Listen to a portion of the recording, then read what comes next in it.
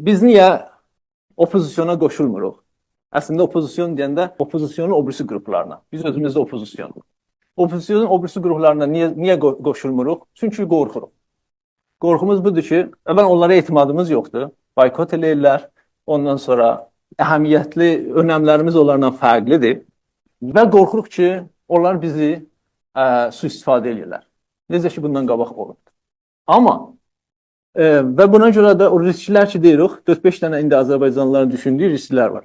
Əsasları, çox fərqlər də var. Birisi budur ki, biz qorxuruq ki, təzədən fars nasionalizmi rejim çeyindən sonra yenə də başda olur. Bir. Biz qorxuruq ki, bizim istədiyimiz qeyri-mütəmərkəz sistem yenə də alınmıyor. Biz qorxuruq ki, daxili savaş düşər. Azərbaycanlılar şəhri toplum olduqlarına görə bundan çox qorxurlar. Ona görə Kürdlərin o tərəfdən iddia ərzləri səbəb olur ki, bu qorxu yarana və insanlar hərc-mərc yaranmaqdan, bəlkə mərkəzi dövlətin düşməyindən hepsi qorxarlar. Kürdlərlə ki, ərazi məsələsində onların iddialarına görə ixtilaf var. Ayrı etniklərlə rahatlıqla otura bilərik və bir sıra demokratik və cümhuri xalqlardır. Bu bundan. Biz bundan qabaqçılar kimi necə ki bu qadın yaşam azadlıq etirazlarında oldu.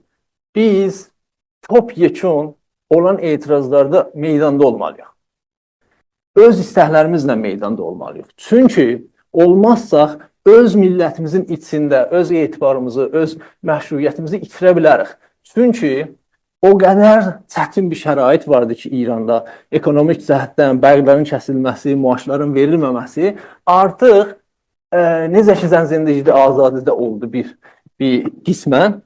Artıq biz insanları qatılmayın deməkdən çəkinə bilərik. Və əgər qatılmasaq da, necə ki ələn Suriyədə görürsünüz, biz qatılmasaq, meydanda olmasaq, biz masa başında da otura bilməyəcəyik. Masa başında otura bilməsək, 100% məruf sözdür. Masa başında oturmayan menuda yerləşər. Menuda olub və bizi yiyəcəkdir. Sözün canı budur.